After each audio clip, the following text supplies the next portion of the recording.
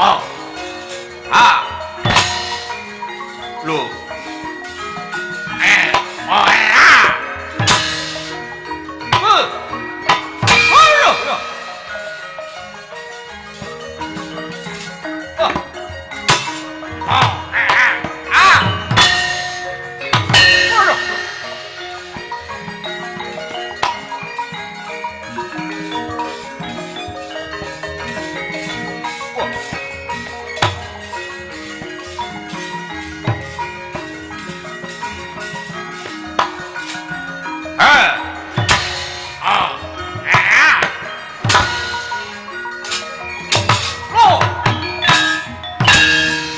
Sumawur mangawur-awur-wurahan tengarane ngajurit gong maguru gongso tetekaya butulo ing papu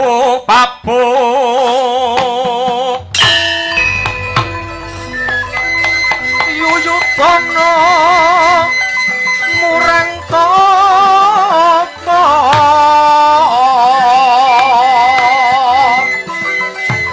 maju wasana deni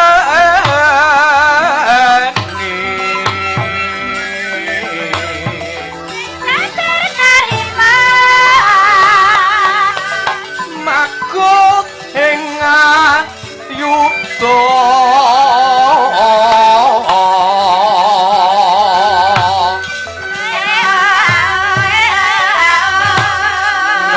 sira daya sikeparat sontan kigre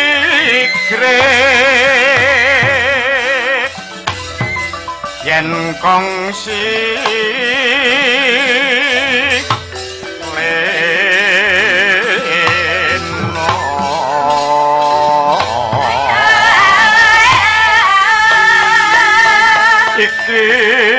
margane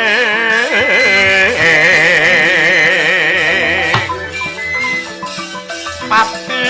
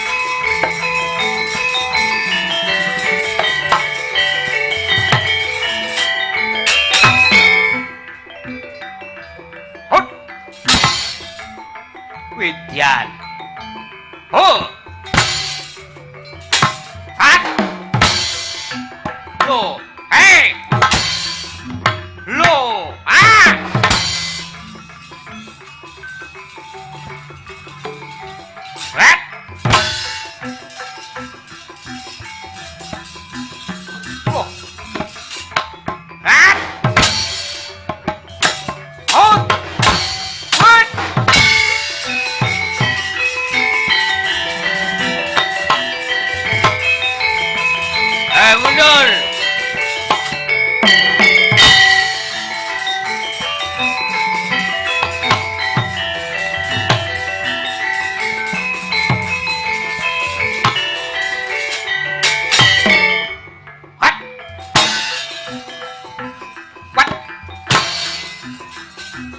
Weh.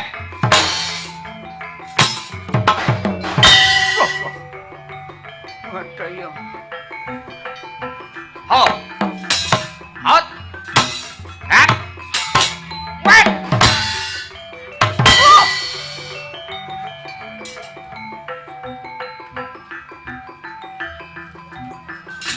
Wah. Lu. Ha. Weh. Weh.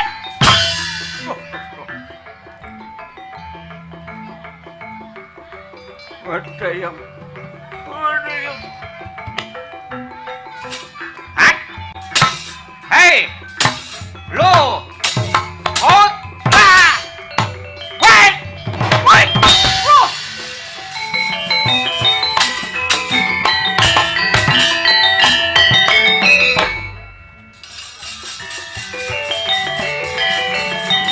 Ayo mundur.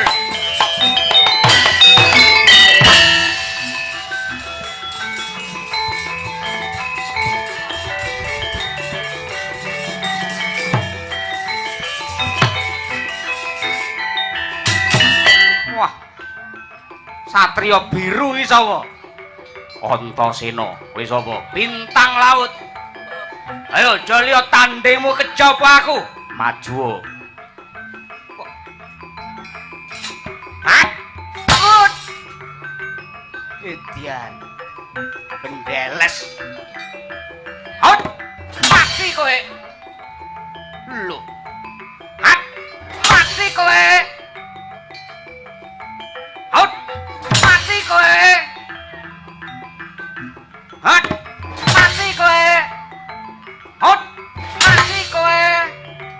Hot. Mati aku. Ayo, ngateko. Hah?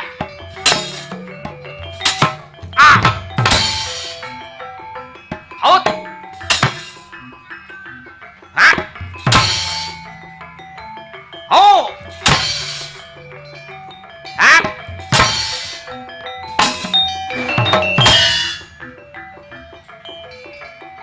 Ayo.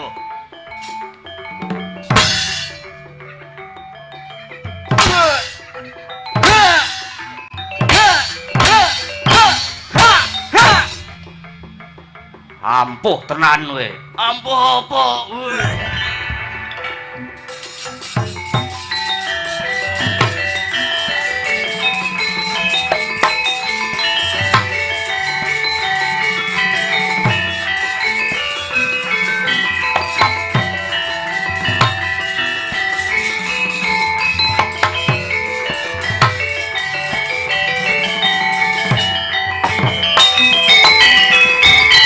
Mawut kang katrajan ing dahana wadya sangkep kaprabon perang kang abramarkata ing ladala ora patut babar pisan wadya bala saka bumi kaca kapengkok ing Pancabaya bayane dombalinjane mungsuh karo anak-anak Pandhawa parandene kabeh do dadi gotongane nyinggir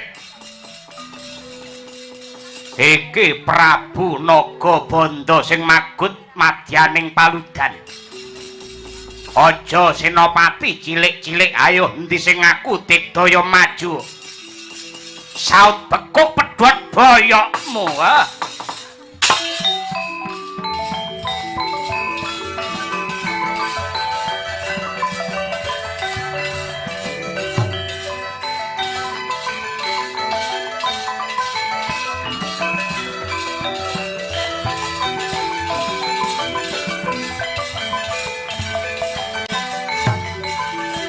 Oh, ah.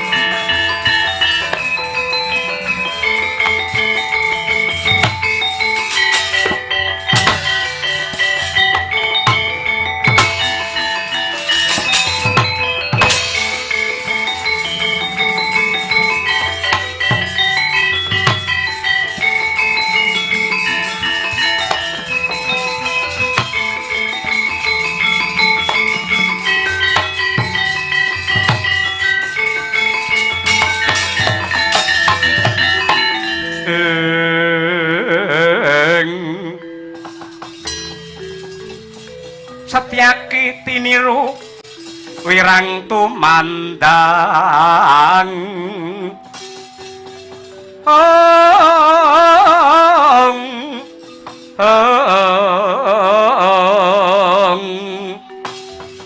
setya mring karwanira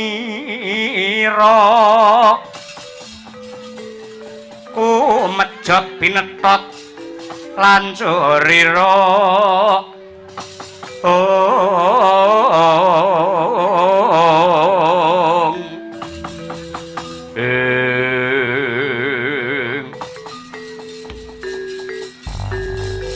para Pandhawa ki ngibarate wong nandur ngunduh ketitik Madyanto bumi Ngamarta ditinggal dening pepunden mulima parandene para putra-putra Pandhawa bisa ngentasi gawe konwa nekseni pribadi pangamuking Ratu Buta saka bumi kaca ya kuwi Prabu Nagabandha nyatane bisa diundurake dening para putra-putra Pandhawa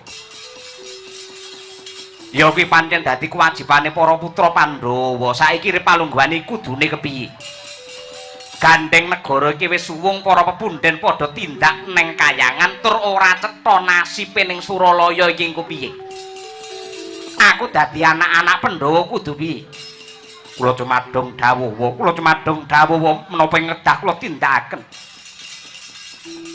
Ripalungguhan iki para Pandhawa lagi netepi dharma sing ora enteng sepisan sing kudu nduk tindakake ya kuwi ngreksa kawibawan lan katentreman ingkang ana ing bumi Ngamarta dene ingkang angka 2 lamun to lingsir wengi kabeh padha ngaso tak jaluk para putra-putra Pandhawa aja nganti kendhu anggenmu nyambung rasa kelawan Gusti ingkang Maha Nasa nyuwun marang Purbane Hyang Agung muga-muga sediane para Pandhawa ingkang hayu bisa manggih rahayu kula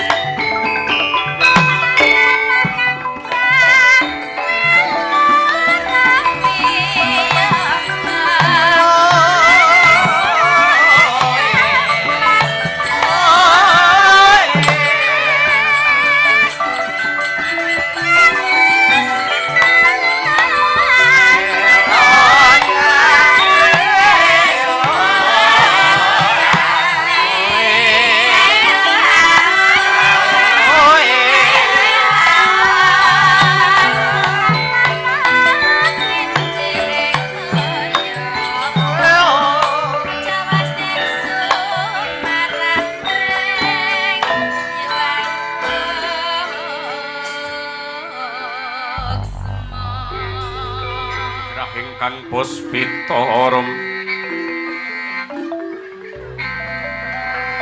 kasliring samirana mbre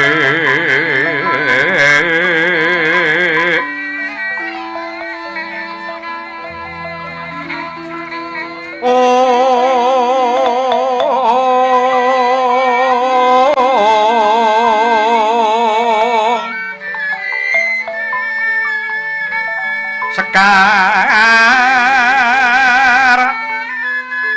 kadung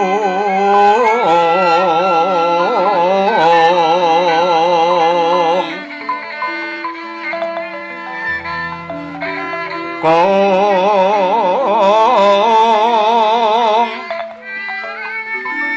ngaskan danyo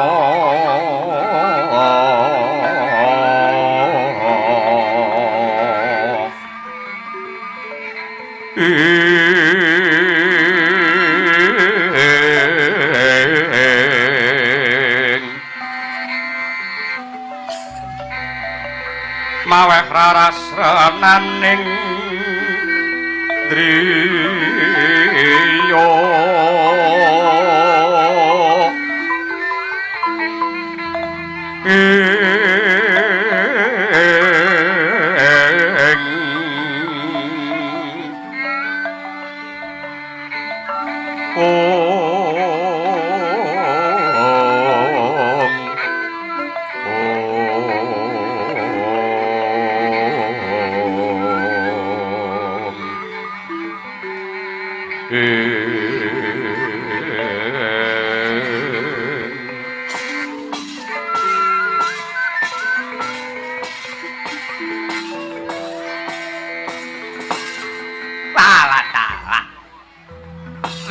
berkenjang pak peng marudayang slire buntute aclekater. Uluk para Pandhawa kabeh wae becik Puntadewa Werkudara. Arjuna apa dene Nakula lan Sadewa ulun jawating sidik pangudal-udal Hyang Narada. Ingkang mrepeki kelawan jeneng kita ning sanggar pamujan kene, Nger. Inggih Pukulun. Sarawa paduka kula ngaturaken sembah pangabekti kunjuk wonten pepada paduka sangadi Pukulun. Ya, Puntadewa wis ndak tampa gawe bombonging rasa ora liwat. Pangestulun bae tumrapa lawan jeneng kita, Nger Yudhistira. Nuninggih Gurawalan anggen kula mundi tinampi tangan kula kalih mugi andadosaken jimating gesang kula. Sarawuhe cempluk dewaku, aku ngaturake pambagi. Sarawe cempluk dewaku, aku ngaturake pambagi. Kosek Werkudara, mangka wis cetha ngeglo tanpa warana. Ulun iki abebisik Sang Hyang Narada. Kenapa ngatasi ana wong pirang-pirang kuwi nyebut aku cempluk iki karepmu piye? Mbak kowe iki sing ngadeni karo dewa, ala tanpa rupa. Iki kami tuane dewa. Dewa angka loro ana kahyangan Suralaya sabubare Sang Hyang Jagat Girinata. Lah ngundang aku rek cempluk iki karepmu piye? Ayo diganti utawa disalini dibaleni meneh. Undangan aku padha karo kakangmu mau. Pukulun Bathara Narada. Wah, Pukulun Bathara Narada cempluk. Cempluk iki tinggalan ngono lho. Pambagiku katur. Kosek Werkudara.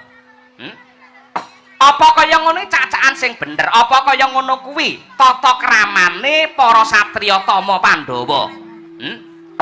Yen sing jenenge Puntadewa wis trep ngaturake bekti kelawan dewa. Lah kok jeneng kita ora bekti mung mbagekke dewa ki karepmu piye?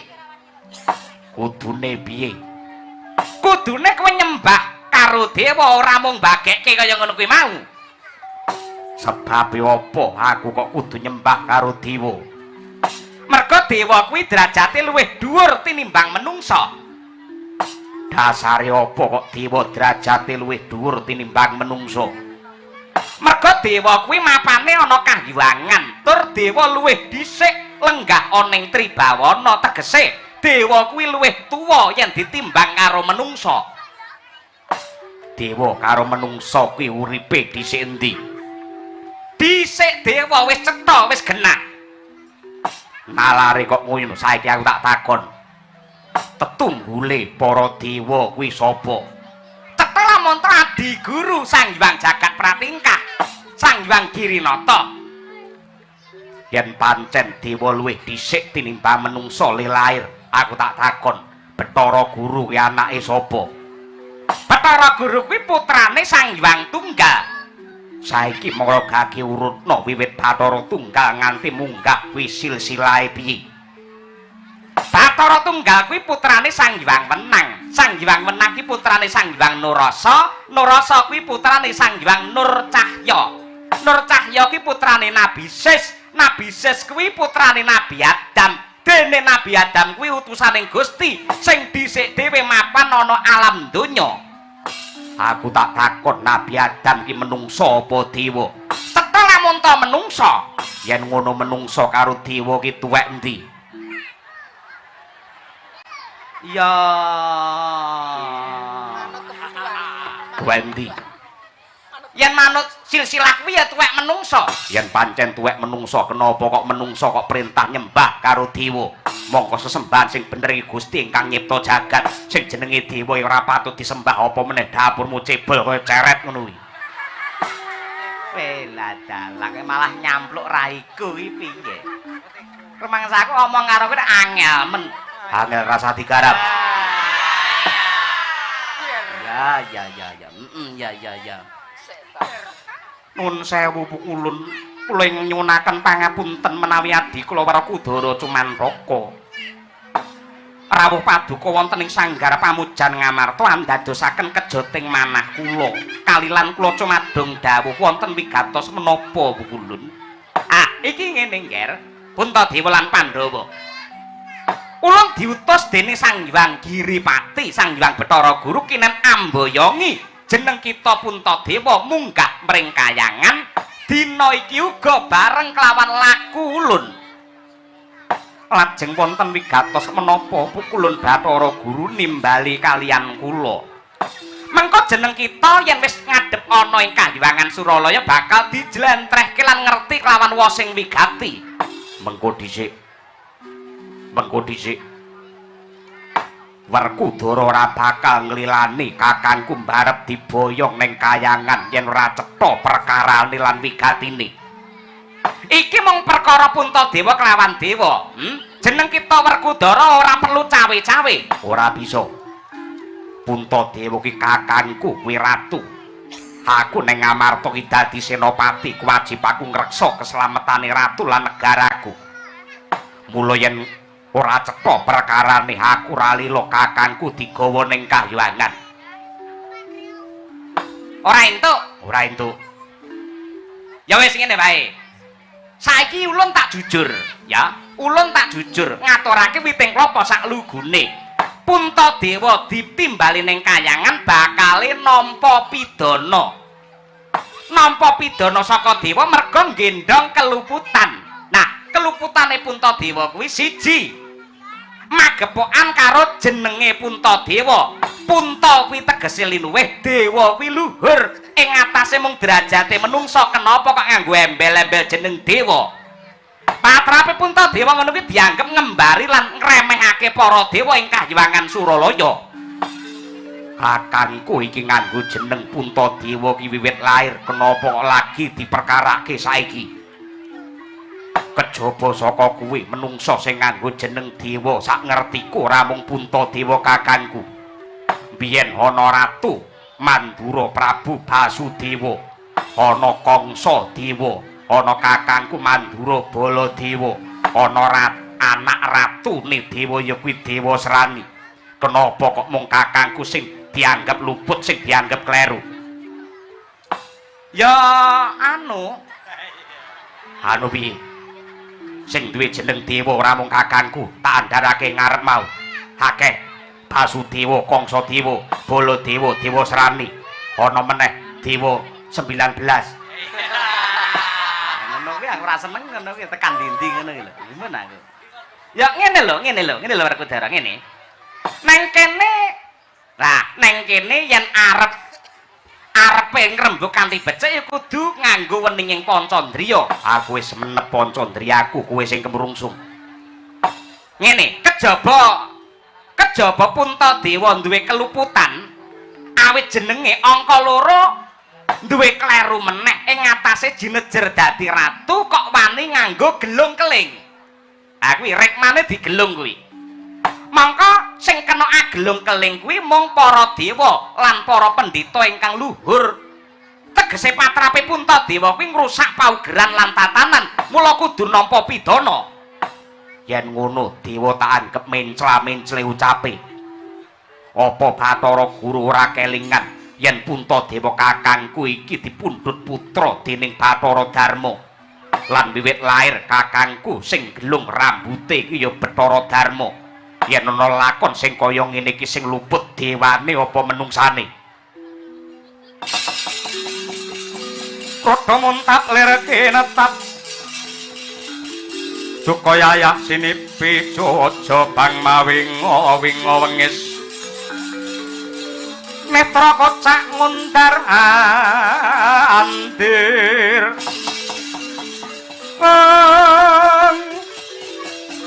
Hitep nyomeng olok cokro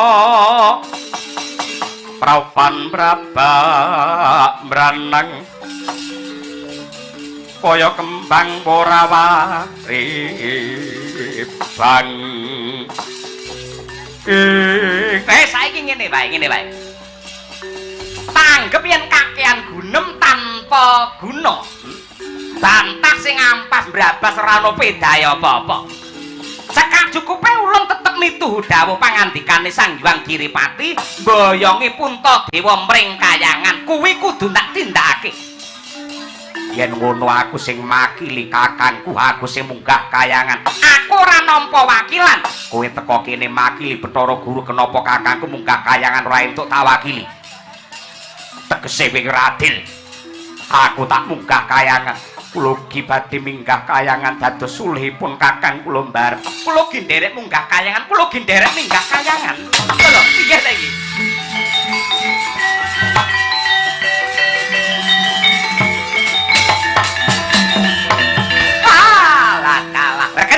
Berkenjang pak pong marudaya untuntek jenenge ompong rambut dawa jenenge gondrong adah soto jenenge rombong bojo moblong tinggal jagong cingklak uang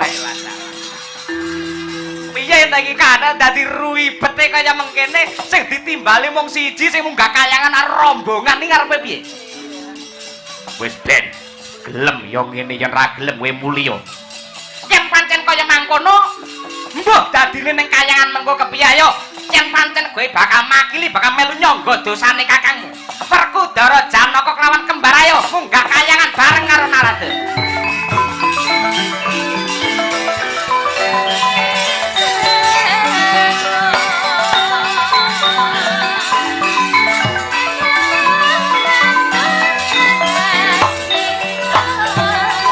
banyak kami rombak Wisnu Marono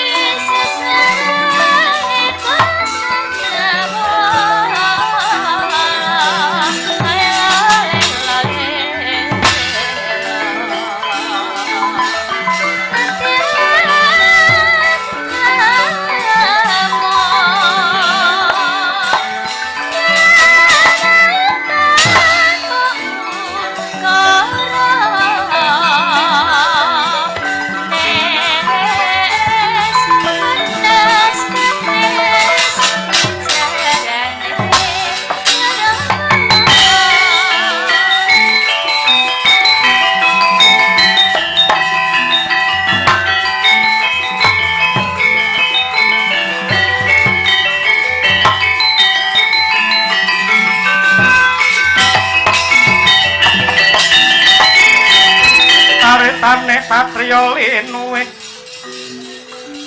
kang mardi mring kautaman tan pegat mring pangestine ngesti hayuning kayun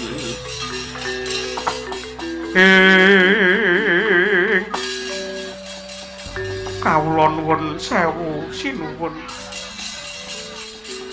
nyuwun pangapunten kenging menapa para kadang Pandhawa sami linggar saking sanggar pamujan Kakang Yayi Drupadi Pruhanana pukulun narada rawuh ing sanggar pamelengan bakal banjut kelawan pun Pak Kakang merga aku dianggep luput bantah lan dredah antarané Yayi lan Yayi kembar makilipun Kakang munggah kayangan bakale nampa paukumaning dewa semanten kasetyan lan bektinipun para Pandhawa dumateng Paduka ketitik lila legawa ngorbanaken menapa kemawon kangge kawilujengan Paduka nanging nuwun sewu sinuwun kula taksih kemutan sumpahing para Pandhawa menika ngibaratipun antiga sak petarangan mukti siji mukti kabeh mati siji kabeh mbelani ya pancen kaya mangkono sumpahe para Pandhawa nanging ing atasipun para Pandhawa badhe ngorbanaken jiwa raga kangge labuh dumateng Paduka kenging menapa kok Paduka dados tetungguling Pandhawa namung kendelan kewala Siadi mestine wis ngerti marang hambekipun Kakang uripe Puntadewa tansah tak lambari rasa sabar lan trima mula lelakon iki ndak tampa kanthi legawa lan pun Kakang ora bakal wani karo panguwasane dewa nadyan to sabar lan trima menika sae nanging kedah empan papan lan kahananipun kados pundi sing ndok karepake kepiye nuwun sewu Paduka menika kagungan tanggel jawab ingkang awrat sepisan dados kadang werda minangka wakiling bapak ingkang kedahipun ngayomi para kadang Pandhawa angka kalih Paduka Ratu ingkang kedah ngayomi Sentana lan para kawula mongko Yayi Werkudara Janaka lan kembar menika kejawi kadang Paduka ugi Sentana Ngamarta ingkang kedah pikantuk pangayomaning ratu banger bacen butek bening mulya lan rekasaning para Pandhawa menika dados tanggel jawab Paduka sinuwun kula sanget ngurmati dumateng kesabaran Paduka nanging menawi bab menika namung dipun kendelaken para Pandhawa badhe dados korban menawi ngantos para Pandhawa cilik lara gedhe mati tartamtu Paduka ing badhe nyangga dosa ingkang awrat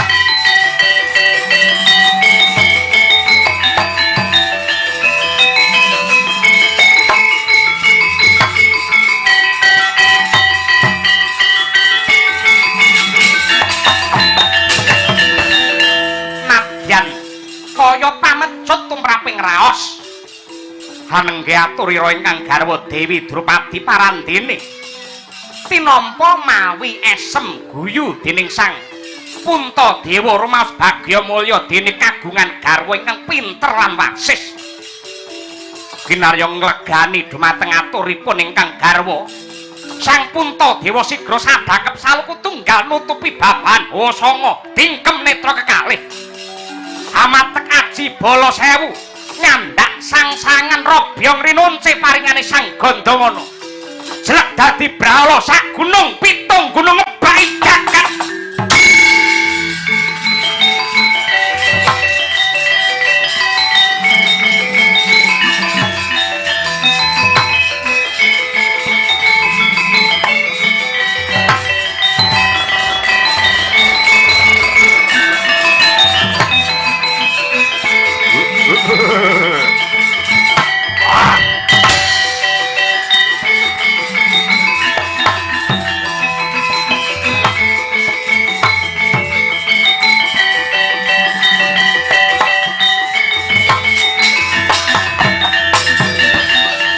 giri-giri genyoler prabota abang kaulagar mangu mungsuh amintola awan